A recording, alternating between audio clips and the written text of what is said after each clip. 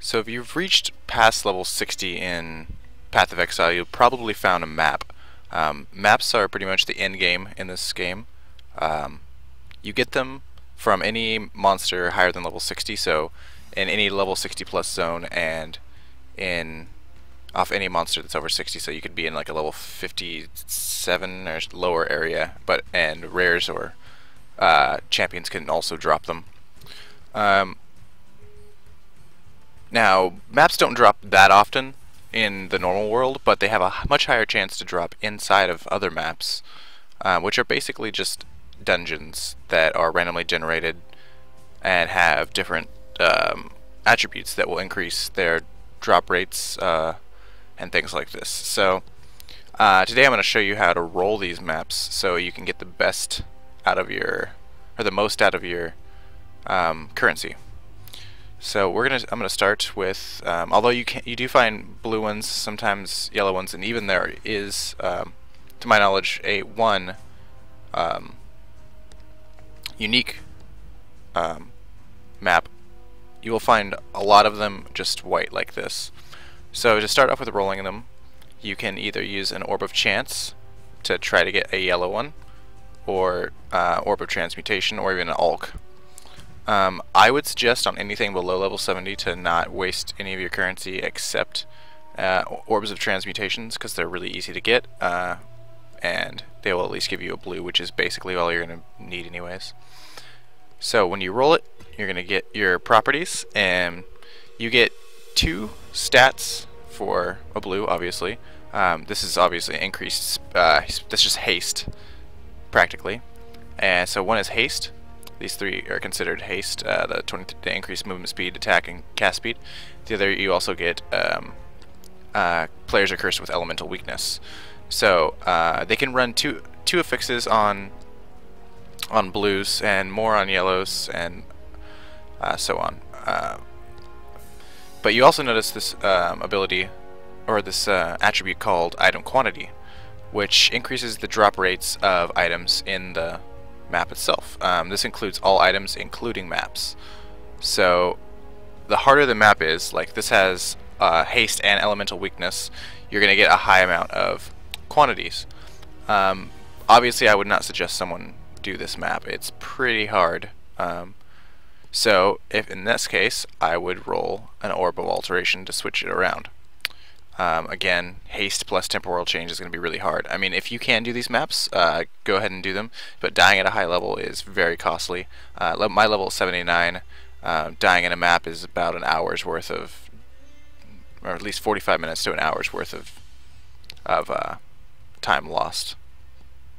So we're going to keep rolling this until we get something beneficial, because there are some traits that you always want to look out for. Like this 29% increased monster damage isn't bad at all, and it gives you 18% item quantity. So if I like this attribute, and it's only 1, I can use an Orb of Augmentation, and that will add another attribute to the map. But if you're really trying to get as many maps as possible, you want one of a few attributes, which we'll keep going for here.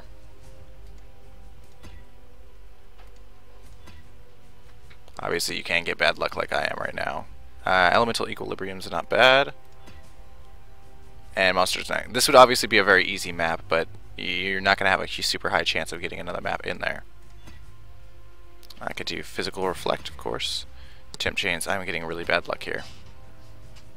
I can do increased boss damage, of course. Wow, really bad luck. Super bad luck. Here we go. That's a perfect roll. On magic monsters right there. This is the number 1 affix you want, is 50% more magic monsters. This will give you increased champion packs, which have the highest chance to drop, next to rares obviously, have the highest chance to drop maps. So this is your best attribute you can get for your map. So this way, once you get all those extra magic monsters, you're having a very high chance of getting more drops of maps in there. So you always want to get a beneficial ability as well to get your most out of maps. So this can be increased magic monsters, increased rare monsters, increased map size, and increased pack size is okay. Not as good as the others. You can have one that's called Maze, which pretty much makes the whole area into a maze, but it makes some maps really, really big, which is very good. So that is how you roll a map and what mods you're going to want to look for. You want at least one positive mod and a bad mod that you can handle, especially in the beginning. Later on, you might just want to, if you can plow through those hard maps, they'll be worth it for the quantity, and once you have a lot of maps you can start doing that, but I would suggest this in the beginning. Obviously I just had a really bad luck spurt, but usually you won't waste more than 3 or 4 alterations on a map at a time, so it's not that big of a deal considering you get 4 or 5 alterations per map run by just selling the yellows that you get. So any of you that are still confused on what exactly a map is, once you've beaten Piety, or unlocked, I think it might just be unlocked Lunaris Temple in Merciless Act 3, you have the opportunity to come to the Eternal Laboratory. And this is just a little room with a device here that you place your map on. Click Activate, and it will bring you to the map area. You get 6 portals. Every time you leave the dungeon, once you go into a portal, it disappears. When you leave a dungeon, you obviously have to come back through one of those portals. Thus, you only have 6 entrances to the portals. If you have more than one person in your party, obviously they take portals as well. So that's pretty much the gist of this. If you would like to see me doing an entire map, I will put a link right here, and don't forget to subscribe if you enjoy my videos. Thank you.